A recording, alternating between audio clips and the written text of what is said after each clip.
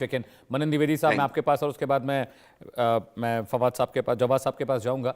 मनन साहब, how do you see it, ये water treaty का मसला, पाकिस्तान जो दलील दे रहे हैं, जो हामिद साहब कह रहे हैं, वो पॉइंट, और अभी भारत के लिहाज से आप कैसे देख रहे हैं? देखिए, मैं यहाँ पर ये कहना चाहूंगा कि जो इंडस वाटर ट्रीटी 1960 में हुई थी, अगर मेरी मेमोरी मुझे सही सर्व करती है, तो न्यू दिल्ली और इस्लामाबाद के बीच हुए। अयूब खान उस समय पाकिस्तान के राइट सर, प्रीमियर थे, ट्रू, अगर मेरी मेमोरी मुझे सही सर्व करती है। यू आर और अगर एब्सोल्युटली हम करेक्ट इसके सर। इतिहास को देखें, अगर हम इंडस वाटर ट्रीटी के इतिहास को देखें, तो हम पाएंगे कि ये लॉन्गेस्ट लास्टिंग वाटर ट्रीटी है वर्ल्ड की। मतलब इसका कहने का मतलब है 65 में एग्रेशन किया पाकिस्तान ने, 71 में एग्रेशन किया पाकिस्तान ने, और बाद में भी देखिए कारगिल का वॉर हुआ, और सब जगह बहुत बुरी तरह मुंह खाई। और ये नैरेटिव का वॉर या प्रोपेगेंडा का वॉर नहीं है, ऐसा कई जगह एविडेंस और प्रूव हो चुका है। तो कहने का मेरा मतलब है पानी की बात। देखिए, नेचुरल रिसोर्सेज जो हैं वो पिछले कुछ डेकेड से युद्ध का कारण बनते जा रहे हैं। और जहां तक इंडस वाटर ट्रीटी की बात है, अगर हम इंटरनेशनल कोर्ट ऑफ जस्टिस के जजमेंट्स को देखें, विभिन्न किशनगंगा में भी पाकिस्तान को गलत ठहराया है आईसीजे ने, और भारत को कहीं कोई ऐसा क्लियर रेप्रिमांड नहीं दिया गया है कि आप लोग डैम बना रहे हैं तो आपको डैम बनाने की इजाजत नहीं है और आपको इतना पानी देना ही पड़ेगा।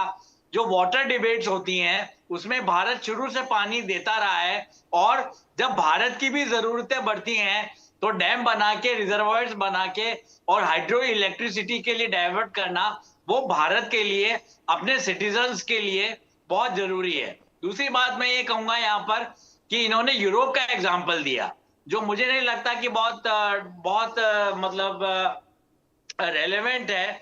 क्योंकि अगर हम डैन्यूब की बात करें या किसी और रिवर की बात करें यूरोप में, तो वहां तो राष्ट्रवाद खत्म ही हो गया है साहब।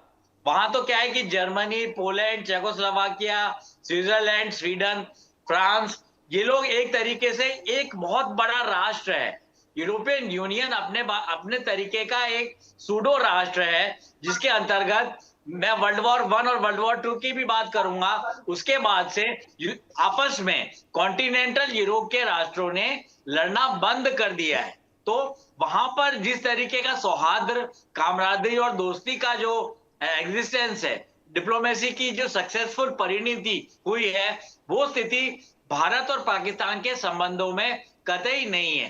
तो यूरोप को लॉजिक की तरह, एनालॉजी की तरह यूज करना कि जैसे वहां फ्री वाटर ट्रेड होता है, वाटर ट्रांसपोर्ट होता है, और एक देश से दूसरे देश में लोग बिल्कुल पिकनिक की तरह निकल जाते हैं, वो कम से कम अभी भारत और पाकिस्तान के बीच रावी, सतलज, झेलम, चेनाब में ये पॉसिबल नहीं लगता मुझे अपनी जगह पे। उसके अलावा मैं अंतिम बात ये कहना चाहूंगा कि इंटरनेशनल लॉ की बात करना तो बड़ा हास्यास्पद है। जो पहलगाम में हुआ, जो 1990 से कश्मीर में कत्लेआम हुआ, जेनोसाइडल प्रपोर्शंस पे वहां पर लोगों को मारा गया, और जो वहां पंडितों को, मैं पंडित हूं इसका मतलब ये नहीं कि मैं कास्टिस्ट हूं, पर जिस तरीके से हिंदूज भी छोड़िए, भारतीय नागरिकों को वहां से खदेड़ के निकाला गया और विस्थापित किया गया, और उसके बाद पहलगाम में कत्लेआम मचाया गया। मैं एक साधारण अध्यापक हूं दिल्ली में, जो मेरे लिए रातों की नींद खो देने जैसी बात थी। और पूरी तरीके से एक राष्ट्रवादी इंडियन, एक राष्ट्रवादी भारतीय, अपने देश से प्रेम करने वाली के लिए बड़े ही अवसाद, दुख की और टॉर्चर और यंत्रणा की बात थी। तो उसमें हम लोग रिटेलिएट भी नहीं करते क्या?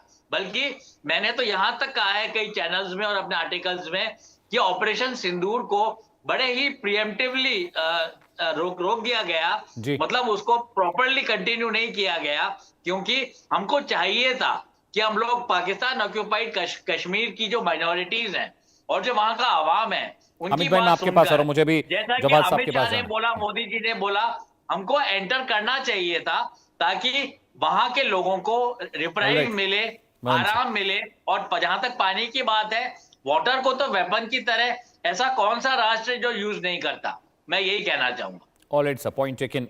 जवाद खान, मैं आपके पास आ रहा हूं। ये कहना कि भारत को इस तरह की चीज़ों में नहीं मुब्तला होना चाहिए, वाटर को एक वेपन और वाटर का एक मैकेनिज्म नहीं बनाना चाहिए, लेकिन अगर आप हिस्ट्री देखें जवाद साहब, और हामिद भाई बैठे हुए हैं, he is a senior journalist, अगर रिजर्वायर की बात करें, नहरों की बात करें, तो पाकिस्तान ने पिछले 50 सालों में जिस तरह से वाटर रिजर्व पर काम करना चाहिए थे वो हुआ भी नहीं है। इस बात से इत्तेफाक रखते हैं आप?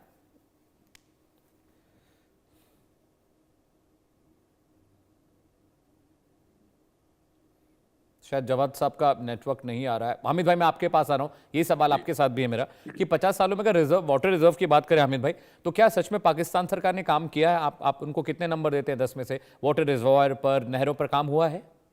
देखें, एक बात तो ये है कि मैं समझता हूं कि बड़ा क्लैरिटी के साथ कि अगर पाकिस्तान के अंदर जो वाटर रिजर्वायर्स हैं या उसके ऊपर काम बहुत ज्यादा नहीं हुआ, तो इसका ये मतलब नहीं है कि इसकी कोई हमें हमारा या इंडिया इसकी हमारे साथ कोई एडजस्टमेंट करे, कोई पनिशमेंट करे। एक तो बात ये है। देखिए, इस वक्त बड़ी बुनियादी बात हम ये करना चाह रहे हैं कि हमारा अपने इंटरनल हमने जो भी डिवीजन करना है वो हमारे हिस्से में से जो पानी है हमने उसी का करना है। ठीक हो गया।